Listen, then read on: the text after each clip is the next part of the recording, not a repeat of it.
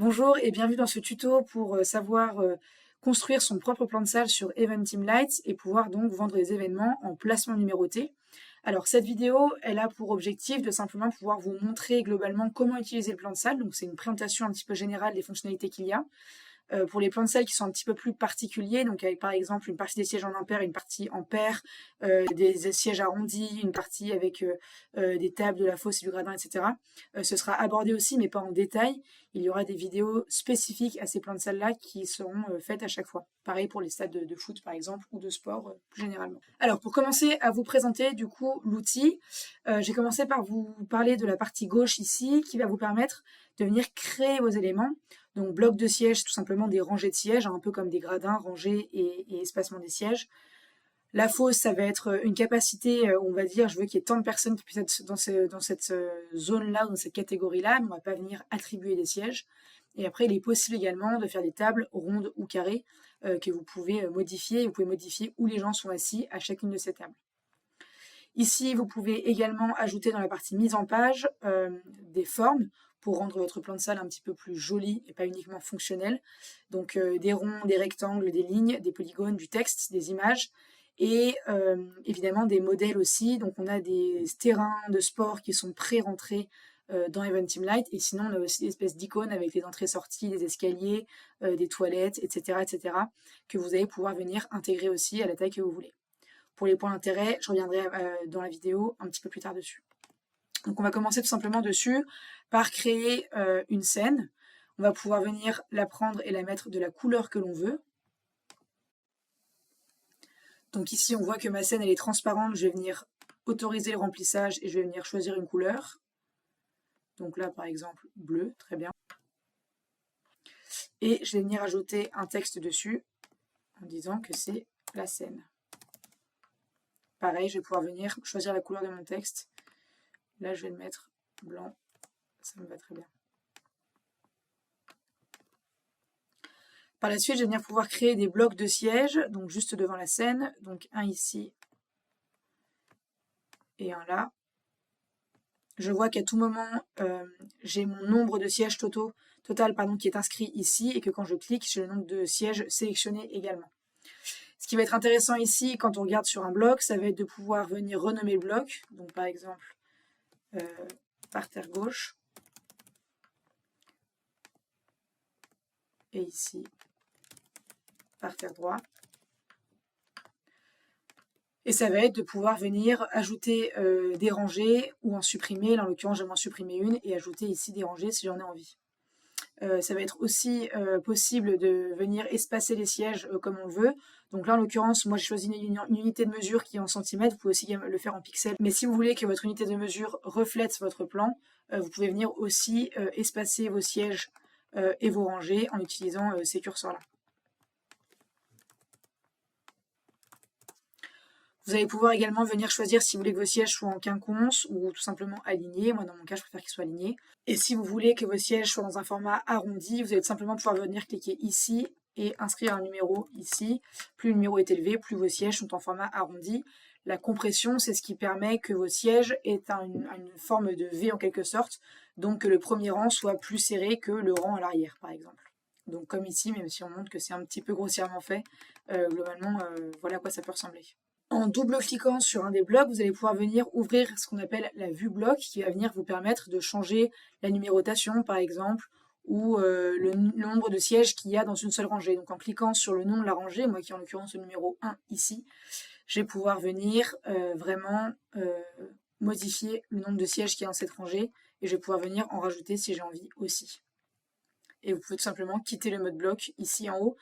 La rotation du bloc, ce bouton, il est intéressant quand vous avez tout simplement un bloc de siège qui est en vertical. Donc là, par exemple, s'il était tourné, ça vous permet d'éditer le bloc dans le bon sens et que vous n'avez pas à vous faire un torticolis pour pouvoir venir éditer votre bloc de siège qui est à la verticale et non à l'horizontale.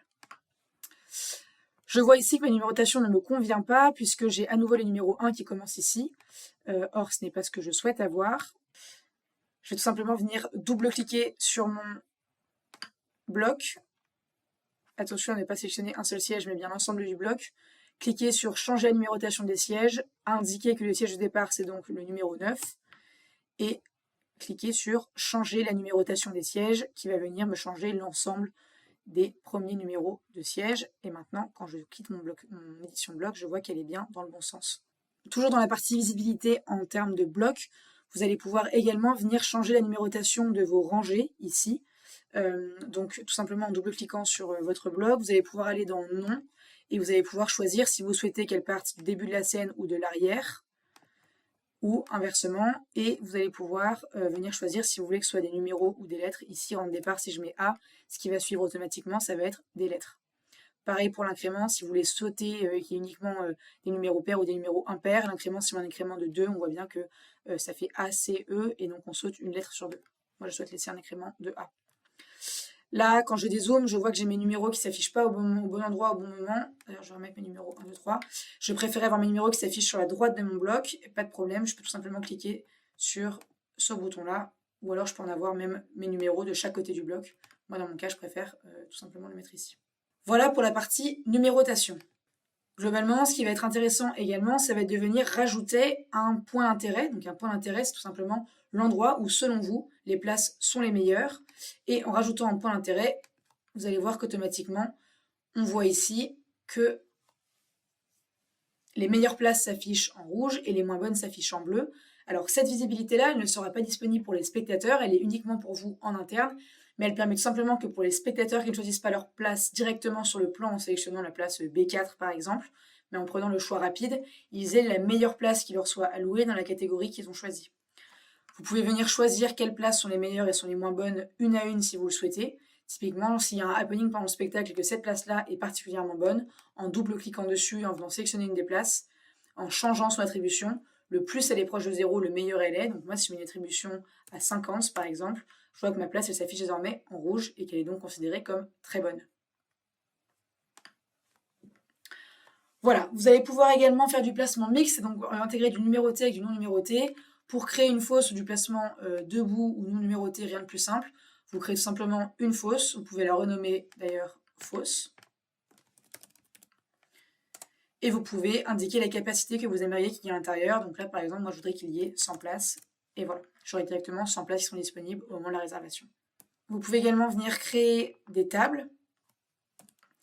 Donc, table ronde, que vous pouvez venir sélectionner comme cela. Vous pouvez venir supprimer des sièges. Toujours dans la vue du bloc, vous pouvez venir changer la numérotation. Alors attention, en l'occurrence, les tables, comme elles sont relativement petites par rapport au reste des blocs, on peut uniquement les indiquer avec seulement 2 caractères et pas beaucoup plus. Donc ce sera vraiment des numéros. Et vous allez pouvoir de même venir intégrer des tables carrées aussi. Là, on voit qu'elles sont automatiquement considérées comme très loin et donc comme pas très bonnes en termes de visibilité et de placement. Mais si vous le souhaitez, vous pouvez venir intégrer un second point d'intérêt, auquel cas il y aura et du rouge ici et du rouge là-bas. Si c'est un spectacle où il y a 2 endroits typiquement. Voilà, pour finir, j'aimerais juste repasser sur une option de navigation et sur vraiment une partie plus esthétique du plan. Alors, si vous avez utilisé PowerPoint, vous savez sûrement que vous pouvez venir aligner, là vous avez pu le voir en haut, en sélectionnant ici, par exemple, si je souhaite que mes parterres soient exactement au même endroit, je peux venir dire que je veux les aligner en haut, auquel cas ils sont automatiquement sur la même ligne. Pareil pour aligner horizontalement ou quoi que ce soit des blocs. Ce qui peut être utile également, donc là j'ai ma souris, donc je peux venir sélectionner, mais si je veux me déplacer sur le plan, je ne peux pas, ça va venir automatiquement sélectionner quelque chose. Je vais tout simplement venir sur déplacer ici si j'ai envie de me déplacer sur le plan. Notamment pratique pour les grosses arènes ou les grosses salles où il y a besoin de beaucoup de plans et donc de se déplacer sur le plan. Et il y a des raccourcis clavier très simples pour passer d'une souris sélectionnée à déplacer. Vous pouvez tout simplement cliquer sur M ou sur S. Moi je ne clique sur rien, là je suis sur mon clavier et vous voyez que ça me permet de modifier très facilement. Voilà, j'espère que ce tuto vous a aidé et vous permettra de créer de beaux plans de salle. Nous pouvons bien sûr vous assister dans la création de vos plans de salle si vous avez des questions. N'hésitez pas à nous contacter à serviceorganisateur@eventeam-live.fr. C'est l'adresse qui s'affiche à votre écran actuellement et nous serons ravis de vous aider.